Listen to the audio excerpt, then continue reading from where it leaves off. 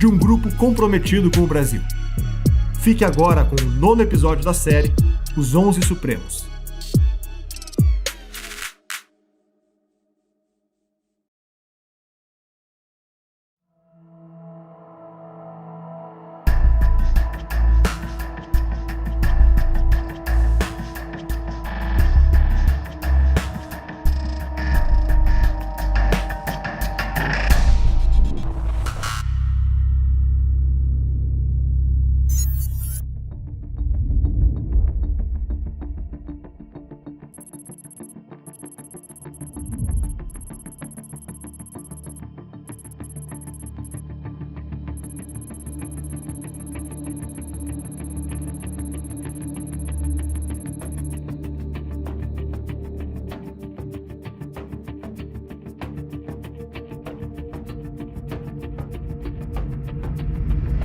Celso de Mello é o ministro mais antigo da atual composição do STF, conhecido como o decano da corte.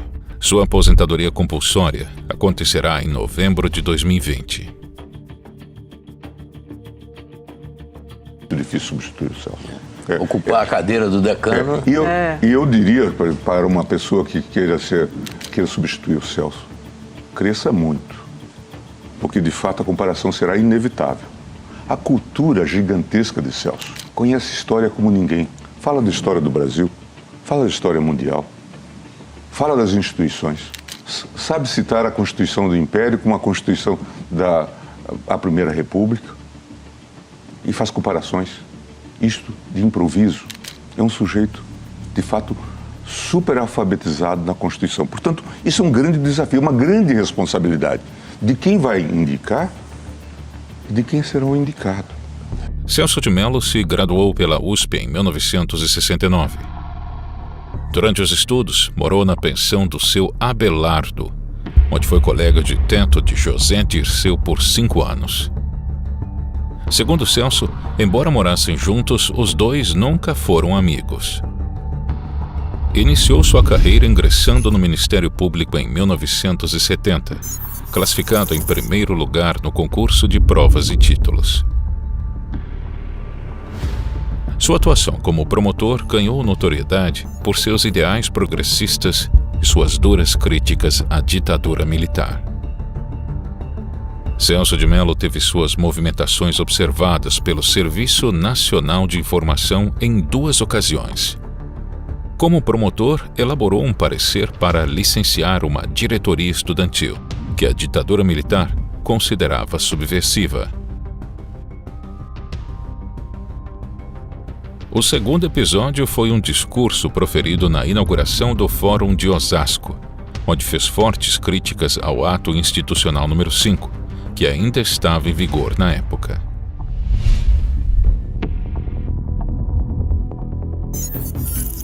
Aproximando-se do meio político, tornou-se assessor jurídico do Gabinete da Presidência da República em 1985, onde trabalhou com Sepúlveda Pertence, que também foi indicado ao Supremo Tribunal Federal pelo primeiro presidente da nova República, José Sarney. No ano seguinte, foi nomeado secretário-geral na Consultoria Geral da República, sob o comando do deputado e jurista Saulo Ramos.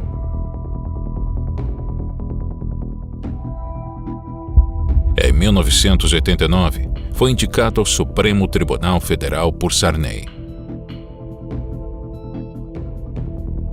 Em seu livro de memórias intitulado Código da Vida, Saulo Ramos descreve um telefonema que teve com Celso de Mello sobre uma votação envolvendo José Sarney.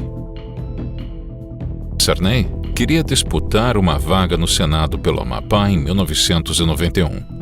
Mas sua candidatura foi impugnada e o caso foi parar no STF. Celso foi o último ministro a votar, e Sarney já tinha recebido votos suficientes em favor de sua causa. Mas mesmo assim, Celso votou contra Sarney. Espere um pouco, deixe-me ver se compreendi bem. Você votou contra o Sarney porque a Folha de São Paulo noticiou que você votaria a favor? Sim. E se o Sarney já não houvesse ganhado quando chegou sua vez de votar? Nesse caso, votaria a favor? Exatamente. O senhor entendeu? Entendi que você é um juiz de merda.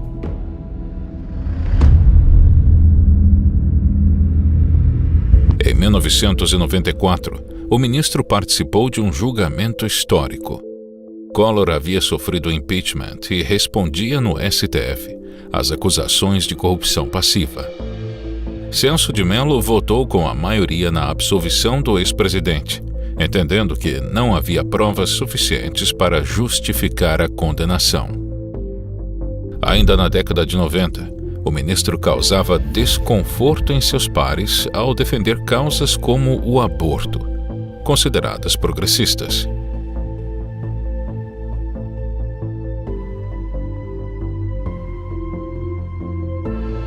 Em uma matéria da Folha de São Paulo, encontramos um diálogo que tive com sua filha. "Pai, o senhor vai ser excomungado?"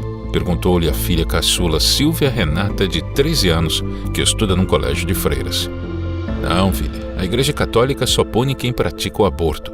Eu apenas defendo o cumprimento da lei", respondeu-lhe o ministro.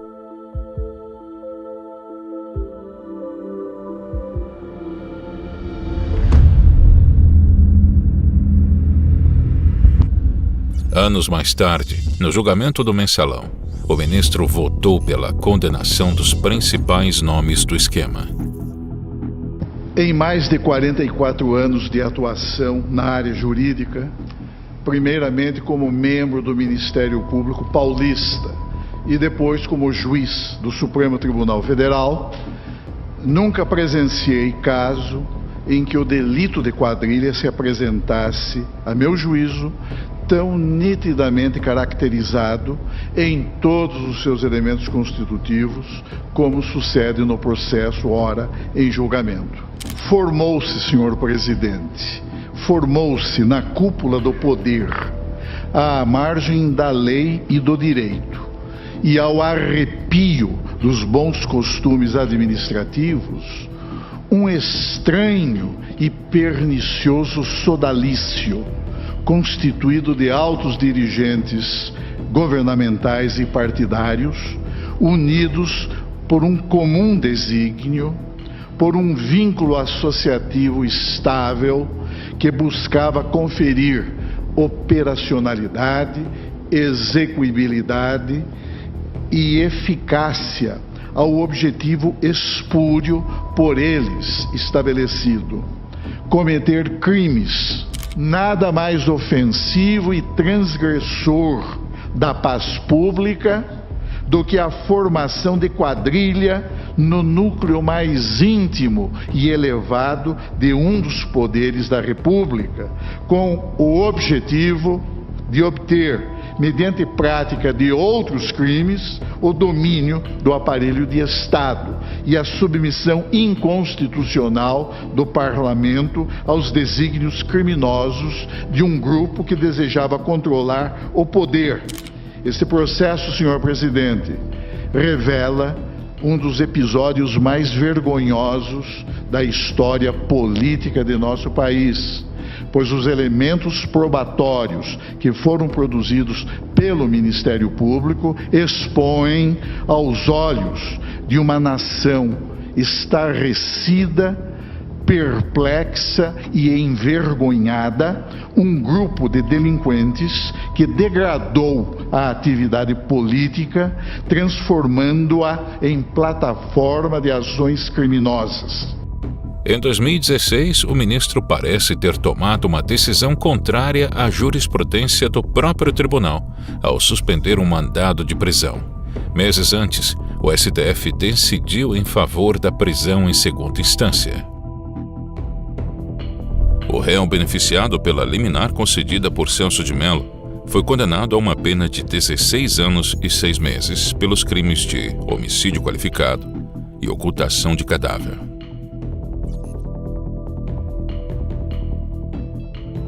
Este criminoso matou o sócio dele em 2009 numa boate em Belo Horizonte. Não conseguiu se livrar do corpo, o corpo começou a cheirar mal, dias depois foi descoberto o corpo e o assassinato. Em 2015, 6 anos depois, o Tribunal do Júri de Minas Gerais condenou esse cara a 16 anos de prisão. Ele recorreu ao STJ. Menos de 24 horas depois, o STJ deu um habeas corpus. Aí o que fez esse cara? Valendo-se desse argumento do ilustre ministro Celso de Mello, recorreu ao Supremo Tribunal Federal, que com a instantaneidade de alguns absurdos que costuma decidir, botou novamente esse cara na rua. De tal forma que um assassino declarado, claro, de um crime pavoroso de 2009, está até hoje, em 2016, tendo sido condenado pelo Tribunal de Justiça, pelo Tribunal do Júri e pelo STJ, sem ter cumprido um único dia de cadeia. O senhor está libertando um assassino, claro, comprovado, condenado. Em 2019, o ministro votou a favor de enquadrar a homofobia e transfobia na lei do crime de racismo.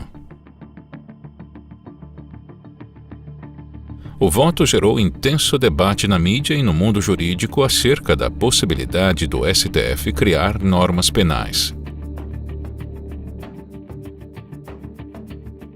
Em seu voto de mais de 150 páginas, o ministro trouxe contextos históricos, relatórios internacionais e até citações de autores como Simone de Beauvoir e Hannah Arendt para justificar sua posição, e acusou a omissão do Congresso Nacional em condenar, mediante tipificação penal, atos de discriminação.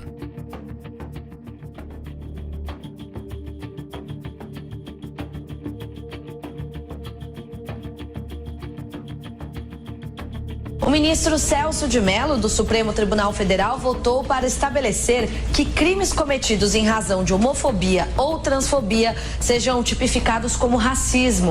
Os homossexuais, os transgêneros e demais integrantes do grupo LGBT têm a prerrogativa, como pessoas livres e iguais em dignidade e direitos, de receber a igual proteção das leis e do sistema político-jurídico instituído pela Constituição da República. O Executivo executa, o Judiciário julga, o Legislativo legisla. O senhor quer exercer a função do Legislativo. Portanto, o seu voto, com todo respeito ao senhor, é um desastre. Eu acho que o senhor não sabe o que significa racismo. Racismo é outra coisa, que está no inciso 42. Em momento algum a homofobia foi colocada pelo Constituinte originário, em momento algum. E segundo, a definição de racismo não se aplica a essa questão. Portanto, o voto não é uma pérola literária, é um desastre.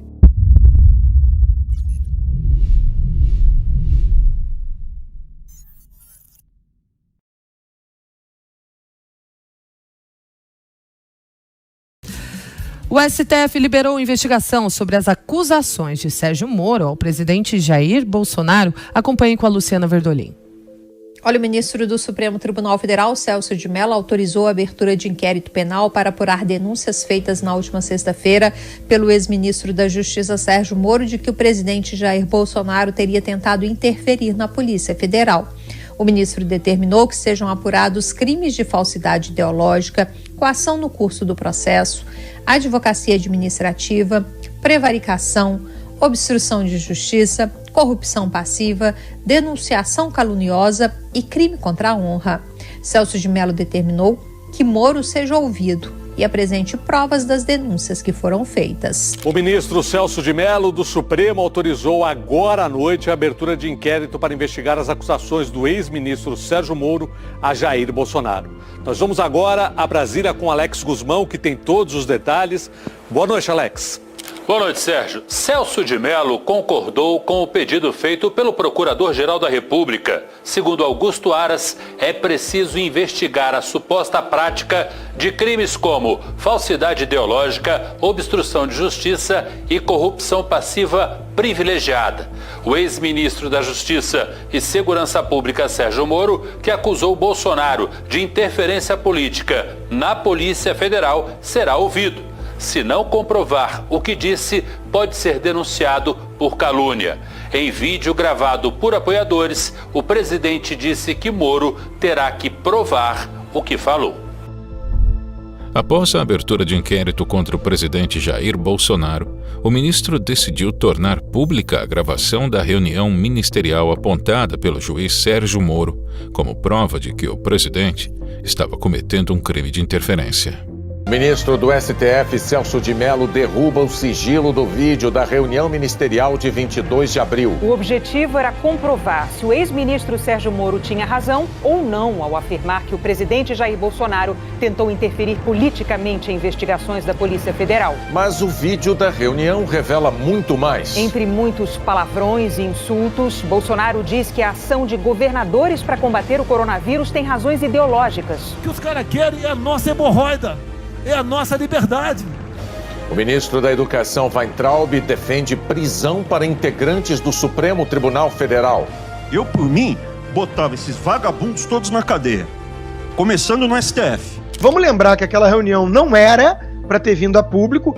Todos queriam que fosse exposto o vídeo na íntegra, que a maioria viu ali é uma equipe patriota, sincera, preocupada com o país. É isso que ficou claro. Eu acho que reuniões em privado são reuniões em privado. Tem muita gente que quer transparência e ignora que transparência na íntegra não existe quando se trata de governo, aliás, de nada.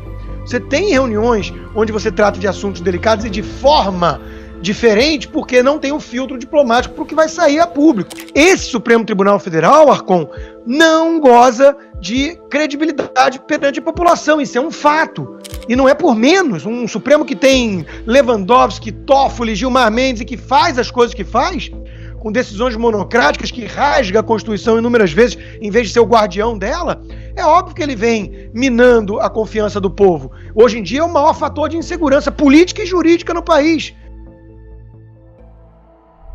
No mês seguinte, Celso de Mello enviou para alguns contatos próximos uma mensagem que gerou repercussão na mídia e nas redes sociais.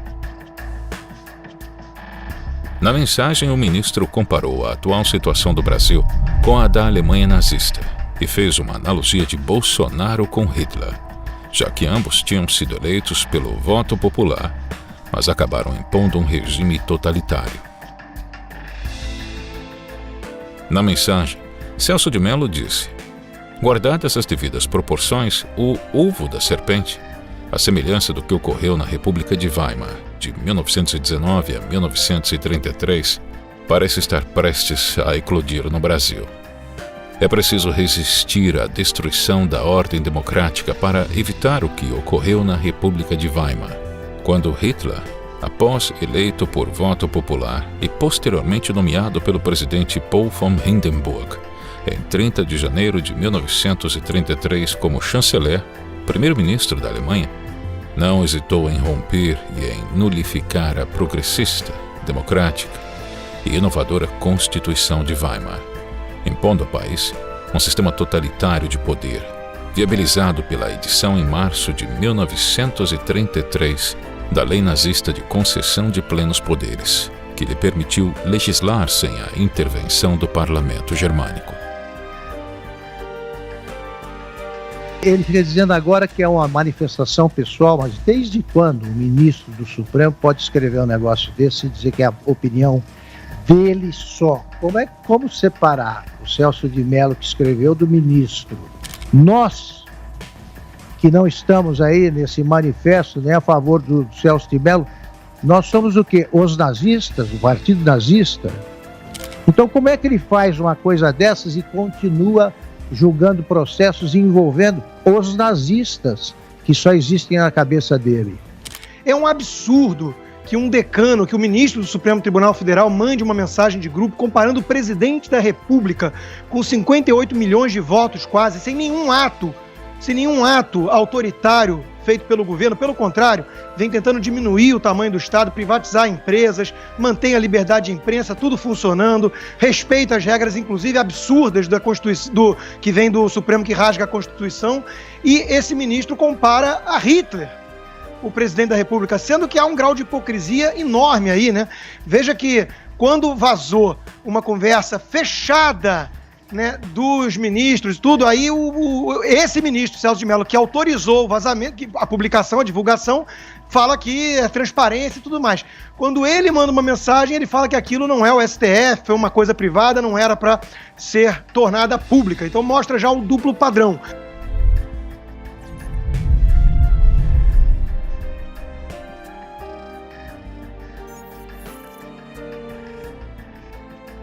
O país vive um momento delicado, diria até um momento extremamente delicado em sua vida político-institucional, pois de sua trajetória emergem como espectros ameaçadores, surtos autoritários, inconformismos incompatíveis com os fundamentos legitimadores do Estado de Direito e manifestações de grave intolerância que dividem a sociedade civil.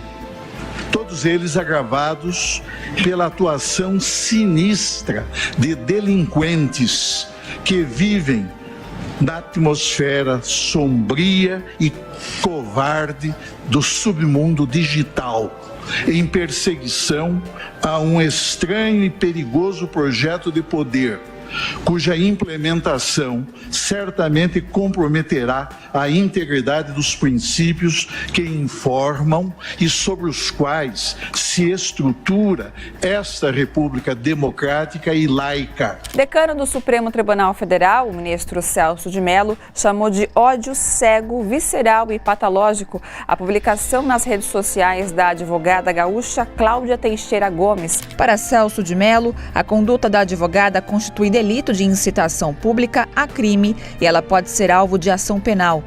Cláudia vai ser intimada a depor na CPI das fake news, que investiga ameaças aos ministros do Supremo. Ela fez os comentários depois que o STF decretou que ninguém pode ser preso após julgamento em segunda instância, porque ainda tem direito a novos recursos. O ministro Celso de Mello, do Supremo Tribunal Federal, enviou para análise do Procurador-Geral da República, Augusto Aras, uma petição em que um advogado acusa o deputado Eduardo Bolsonaro de crime contra a segurança nacional.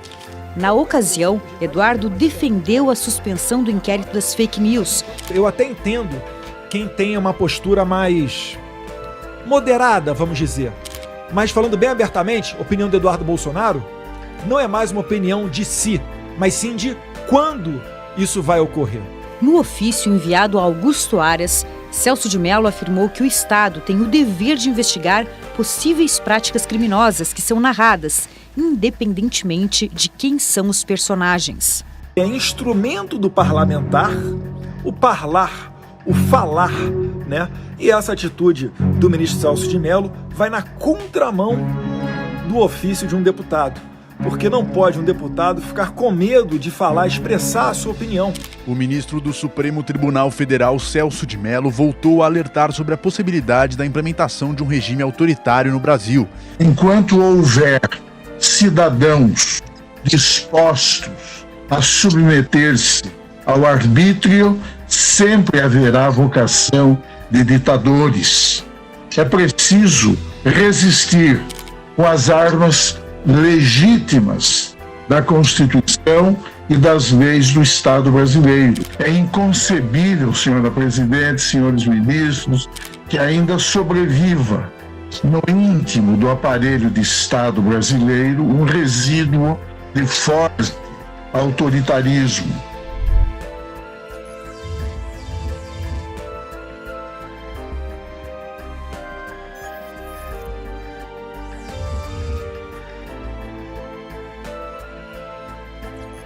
O decano do Supremo Tribunal Federal, Celso de Mello, pediu o afastamento da corte para cuidar da saúde. Em janeiro, Mello fez uma operação no quadril e em março foi internado com quadro de erisipela. No início de agosto, o ministro passou por exames clínicos para verificar se precisa passar por uma nova cirurgia. A licença solicitada pelo decano pode interferir em julgamentos emblemáticos. Um dos casos é o da suspeição do ex-juiz Sérgio Moro no processo do triplex do Guarujá, que envolve o ex-presidiário Lula.